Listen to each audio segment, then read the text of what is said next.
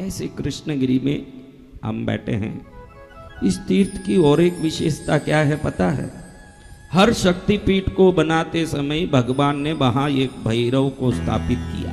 51 शक्तिपीठ में 51 भैरव है, सबके नाम अलग है। आपको पता नहीं होगा क्योंकि आपका पूरा जीवन धन दौलत दुनिया इस बातों में पड़ी हुई है। अगर ईश्वर की विधा को समझोगे तो मालूम पड़ेगा कि जहां भी समृद्धि है शक्ति है वहां रक्षा भी जरूरी है। समझो आपके घर में बहुत समृद्धि है बहुत शक्ति है, लेकिन रक्षा की ताकत नहीं होगी तो वो सब समृद्धि क्या हो जाएगी, वो सब शक्ति क्या हो जाएगी। हर शक्तिपीठ में एक भैरव की क्यों जरूरत है? भगवती शक्ति है और समृद्धि है तो उसका एक रक्षक भी जरूरत है। जिस घर में रक्षक नहीं है वही घर आज दुखी होकर के परेशान हो रहा है। जय जय मां। आदमी बहुत चाहता है, हर एक को पूछो, सब चाहते हैं अरबोपति बनूं। कौन कौन चाहते हैं? हम सभी भगवान। तो अरबों आ जाएं तो संभालने की मेरे में बुद्धि और शक्ति है क्या, ये भी सोचना जरूरी है। जिन घर में अरबों आ गए, पति सही नहीं था, उसकी पत्नी अरबों को भी लेके भाग गई न, दूसरे आदमी को भी पकड़ ली। अरबों ही काफी है कि रक्षा की बुद्धि भी जरूरी है। रक्षा की बुद्धि, हाँ, इसीलिए सभी जगह एक भैरव, हर शक्तिपीठ में एक भैरव उस स्थान की रक्षा करने के बहाने आने वाले भक्तों में रक्षा की शक्ति देते हैं। सिर्फ विश्व में मात्र कृष्णगिरी ही एक पीठ है जहां 4 दिशा में 4 शक्तियां रक्षा करती हैं। मंदिर के अंदर जाओ तो काले भैरव जो हैं पश्चिम मुखी होकर के पश्चिम दिशा की रक्षा करते हैं। डमरूदारी पीले भैरव देखो तो दक्षिण मुखी होके दक्षिण की रक्षा करते हैं।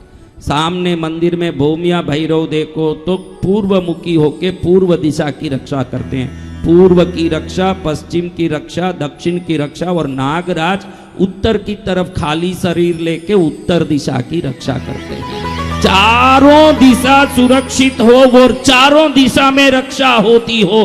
ब्रह्मांड में एक ही तीर्थ है कृष्णगिरी धाम, जहां आए हुए के किसी भी दिशा में पराजय नहीं हो सकती। बोलो कृष्णगिरी धाम की। कोई भी दिशा उसको दुख नहीं दे सकती। कैसी जगह है, कैसी पावन भूमि है। इस पावन भूमि में आज क्या तारीख है? बोलो क्या तारीख है? 31 क्या महीना है? दिसंबर। क्या वर्ष है? 2024। कल ये तारीख रहेगा? नहीं भगवान। ये महीना रहेगा? नहीं भगवान। ये वर्ष रहेगा? नहीं भगवान। तो मैं चाहता हूं कि इस तारीख में, इस महीने में, इसी वर्ष में हमारे दुख सब निकल जाएं। आगे आने वाले तारीख, महीना और वर्ष, कितनी खुशी हुई। देखो मैं आपको बोलता हूं एक बात अच्छे से समझो। अगर हमारे को कोई अच्छे योग्य गुण होते तो दुख आता क्या? नहीं आता। तो दुख को भगाना है कि गुण को सुधारना है? अब आप बताइए।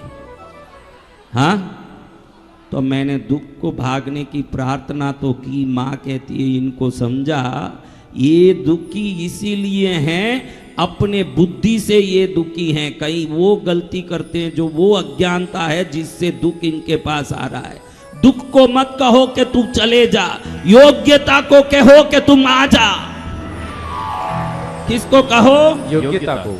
अगर हम जो चाहते हैं वो पाने के योग्य होते तो वो कभी का आ जाता कि नहीं? योग्यवान के पास योग्य वस्तु जाएगा कि नहीं? अगर नहीं आ रहा है तो आज थोड़ा अच्छे से आप मेरी बात को समझ लो। अगर आपके जीवन में कुछ भी नहीं आ रहा है, अगर जो सोचा वो नहीं आ रहा है, जो मन में चाहा वो नहीं आ रहा है, वो आने लायक हम नहीं है। ये सत्य को पहले स्वीकारो। जय जय मां।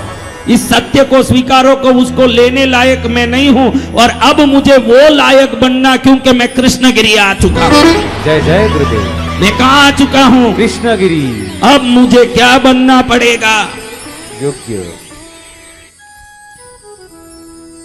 मिलती न मुझको अगर दाद तेरी, तो क्या था जमाने में औकात मेरी।